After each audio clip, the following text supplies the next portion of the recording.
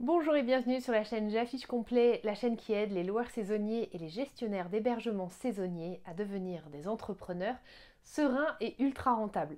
Aujourd'hui, on va parler du taux d'occupation. Souvent, on se compare avec ses collègues en parlant de taux d'occupation ou même sur les réseaux sociaux pour se rassurer ou pour s'inquiéter. Quel est ton taux d'occupation? Comment tu remplis, etc. Aujourd'hui, je vais vous dire attention, le taux d'occupation, ça ne veut rien dire du tout. Voilà, on va expliquer pourquoi. Je vais vous dire du coup quel est l'indicateur le plus important qui va vous permettre de réellement vous comparer et prime à ça, vous pourrez même vous comparer à des hôteliers. Voilà, si vous ne faites pas partie encore de la communauté J'affiche complet, n'hésitez pas à nous rejoindre en cliquant dans le lien en barre d'infos sur le groupe Facebook qui s'appelle Location saisonnière, prix et maximisation du chiffre d'affaires ou en cliquant sur s'abonner avec la cloche sur la chaîne YouTube de façon à ne rater aucune des vidéos que je réalise tous les jours. Je fais une vidéo par jour pendant 365 jours. Je ne sais pas si vous avez vu le défi, mais il est toujours d'actualité. Et puis je fais aussi un live tous les mardis à midi. Donc de la même façon, n'hésitez pas à nous rejoindre le mardi à midi sur la chaîne YouTube ou sur le groupe Facebook. Alors, pourquoi est-ce que le taux d'occupation, en réalité, ça ne veut rien dire? Alors, évidemment, je caricature le trait, le taux d'occupation, ça veut bien dire quelque chose, ça nous permet d'avoir le niveau de remplissage de notre gîte, de notre maison d'hôte ou de notre location saisonnière, donc évidemment, ça a du sens. En revanche, ce n'est pas le meilleur indicateur pour savoir si vous êtes ou non extrêmement performant dans votre activité de loueur saisonnier. En fait, le problème qu'on a avec le taux d'occupation, c'est que vous pourriez tout à fait être sur un taux de remplissage super haut, mais en réalité n'avoir qu'une très mauvaise performance financière. Vous pourriez vous féliciter d'être mieux rempli que votre voisin, sauf que votre voisin, à la fin du mois, il gagne plus d'argent que vous, parce que lui, il loue à la nuitée beaucoup plus cher. Donc peut-être qu'il n'est qu'à 70% de remplissage, et vous, vous êtes à 100%, mais en fait, il loue tellement plus cher à la nuitée qu'il reste tout à fait gagnant et il a au final une meilleure performance financière que vous. Donc vous l'aurez compris, l'important c'est une bonne balance entre le taux de remplissage et le prix moyen évidemment.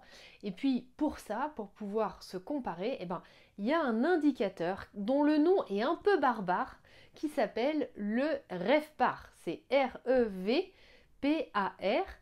En anglais, alors c'est de l'anglais malheureusement comme pas mal d'indicateurs, mais en anglais ça veut dire revenu per available room, en bon français ça veut dire revenu par chambre disponible, en location saisonnière on dirait plutôt revenu par hébergement disponible, appartement ou maison. Toujours est-il que ce REVPAR, c'est l'indicateur du chiffre d'affaires par nuit disponible. Et c'est ça qui est intéressant de savoir avec l'exercice de votre activité, avec le niveau de remplissage que vous avez obtenu, le prix moyen que vous avez obtenu, et au final, quel a été le chiffre d'affaires par jour ou le chiffre d'affaires par mois, par appartement ou par maison que vous avez obtenu. Et c'est ça le REVPAR en fait tout simplement.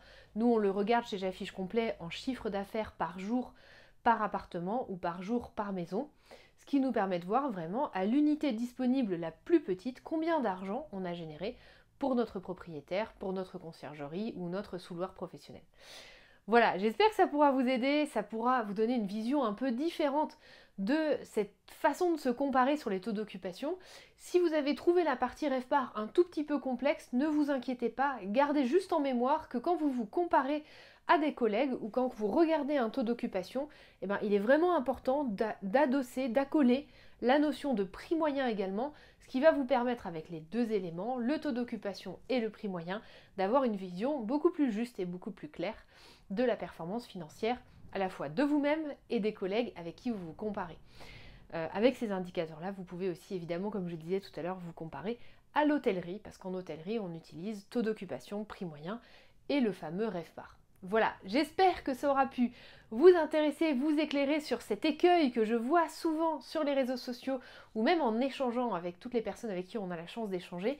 Donc voilà, j'espère que ça pourra vous éviter ça. Si vous le souhaitez, je peux faire un focus plus particulier sur le REVPAR parce que le REVPAR, c'est un indicateur qui a de gros intérêts.